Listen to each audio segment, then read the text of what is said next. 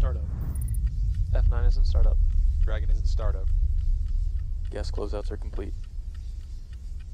Stage 2 is pressing for flight. LD, verify go for launch. Go for launch.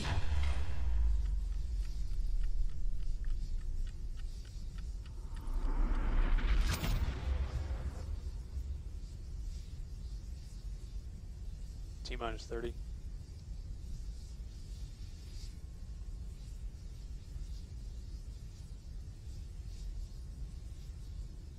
T-minus 20. Stage 1 locks, pressing for flight. T-minus 10, 9, 8, 7, 6, 5, 4, 3, 2, 1. And there's liftoff of Falcon 9. Falcon 9 is clear to balance.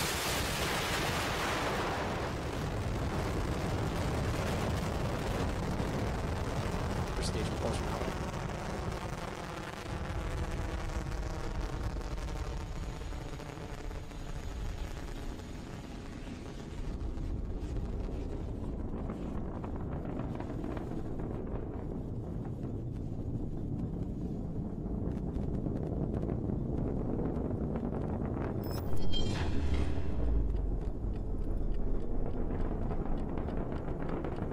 Stage 1 mechanical stabilization active. Falcon power and telemetry on.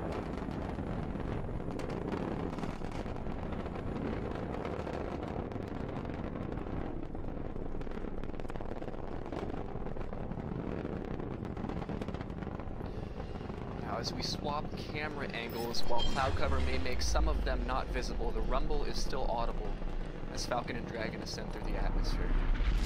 And we're about to reach supersonic speeds. You'll hear the call out on the net.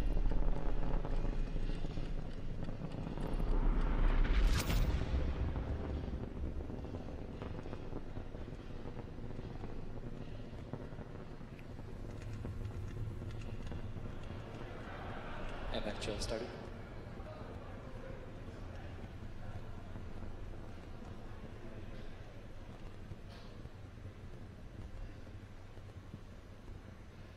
Now the vehicle.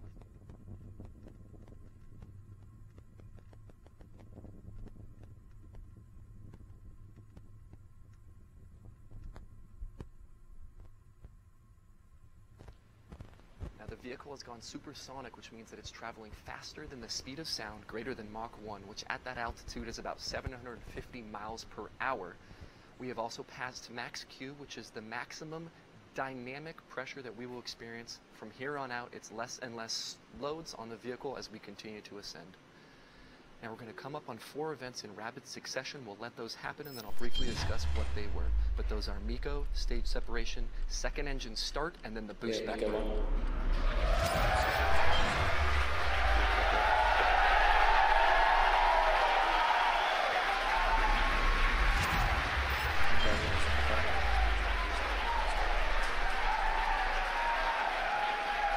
As you just heard, we had that successful transition from the responsibilities of the first stage to the second stage.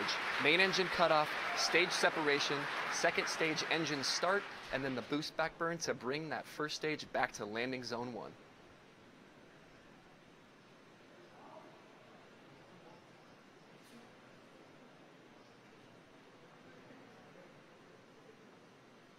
Stage 2 propulsion nominal.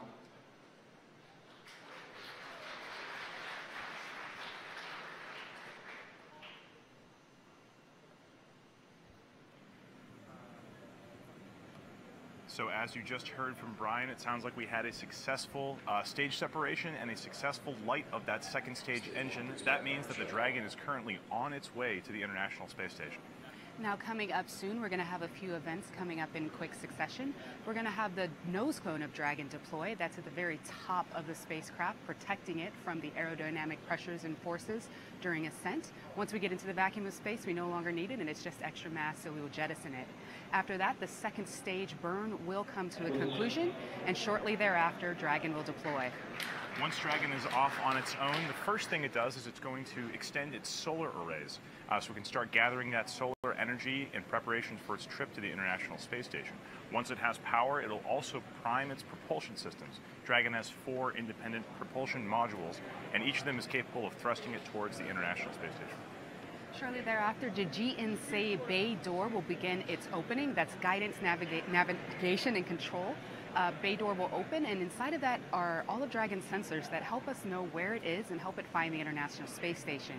It'll then begin to perform those height adjustment maneuvers and co-elliptic burns that Tom talked about earlier in order to get it up to the exact location at the approach ellipsoid at the International Space Station to begin that process where the Canada arm will begin to grapple the Dragon spacecraft.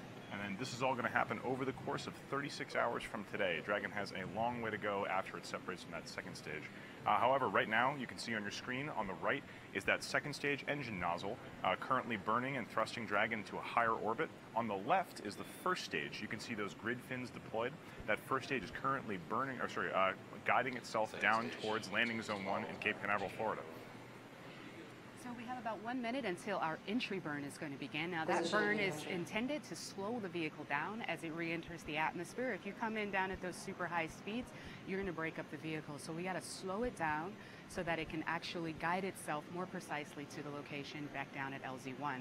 Once it gets closer, it'll begin that landing burn, which is the final burn in the 3-burn recovery sequence, where the center engine E9 will ignite and slow the rocket all the way down to 0 velocity.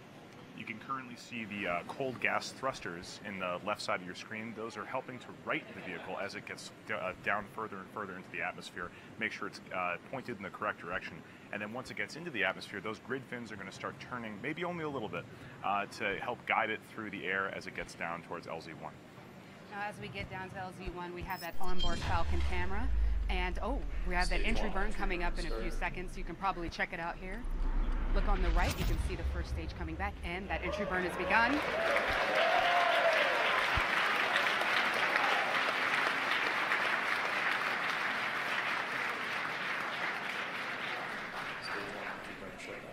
And the entry burn has shut down. And the next burn going to come up shortly thereafter is going to be that landing burn. So we do have cameras stationed at LZ1. It's a little bit of a cloudy day still there, so we may not see the Falcon 9 first stage come all the way down. We may just catch the very end of it. That landing burn is actually pretty short. It starts only a few hundred meters off the pad. You may not be able to see it all the way down, but we hope we can get some good video. And when we get that really cool footage, you should be able to see the fire sneak in through the frame. Again, it really depends on cloud coverage and how our tracking cameras are positioned. You could see that, that's a really cool view over to the left side, the onboard camera of Falcon 9. You can see the Earth coming closer and closer. You can see it's passing through the cloud cover right now. The landing burn is just starting. That's a beautiful shot of that first stage of the camera.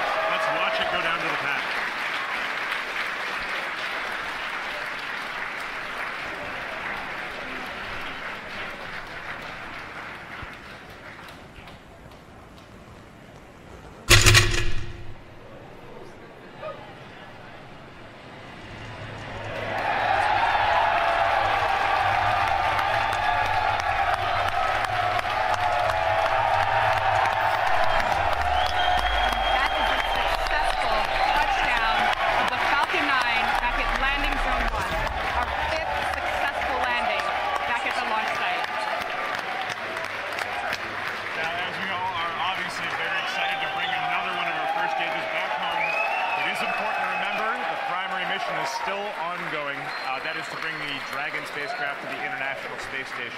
Let's get a status update on how our primary mission is doing.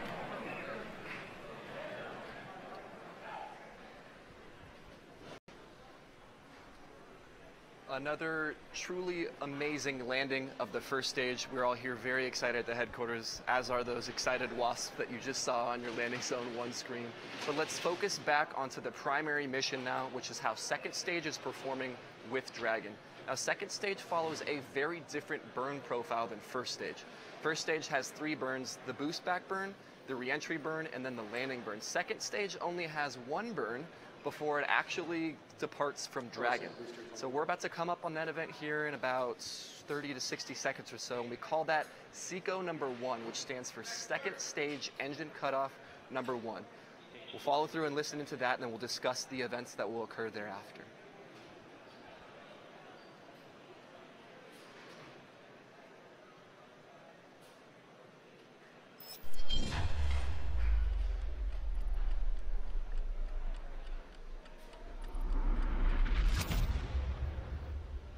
SECO 1.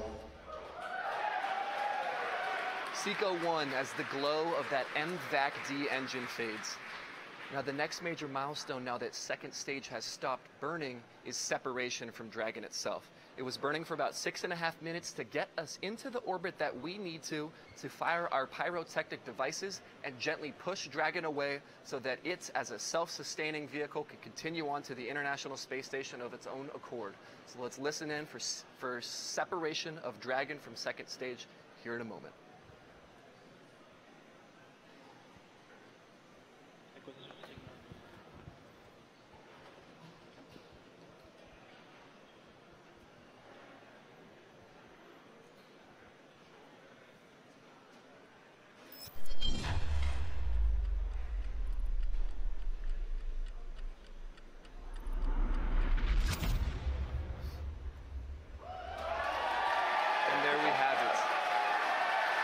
Looking at a view of Dragon and second stage separating as Dragon continues solo onto its mission to traverse over the next 64 hours or so to the International Space Station.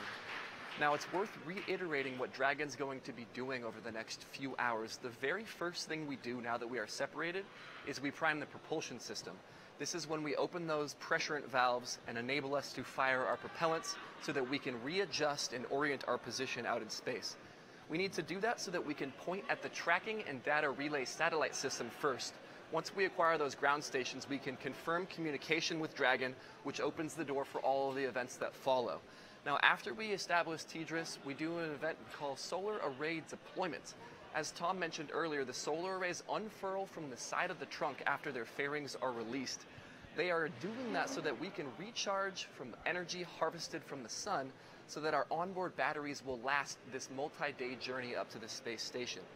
That solar array deployment occurs at about T plus 10, 11, 12 minutes or so that will come up soon, and we will provide coverage of that deployment.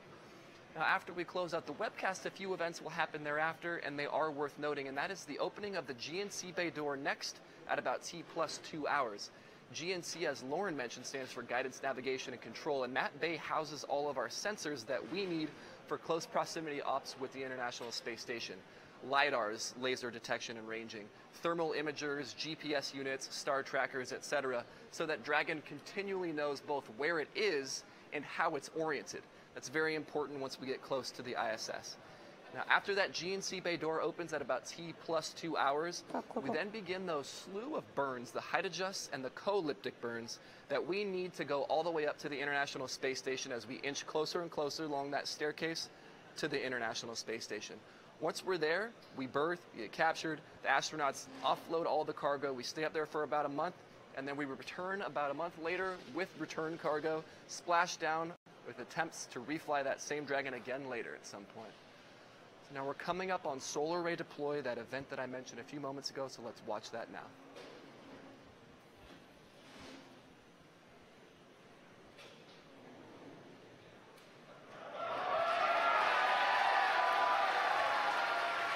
And there you have it, as the wings of Dragon extend slowly out from the passive springs from the trunk so that we can harvest energy from the sun over the next 2.5 days as we journey up to the space station. It has been a wonderful timeline so far for this very first reflown Dragon. Best of luck and continue on to your mission to the International Space Station.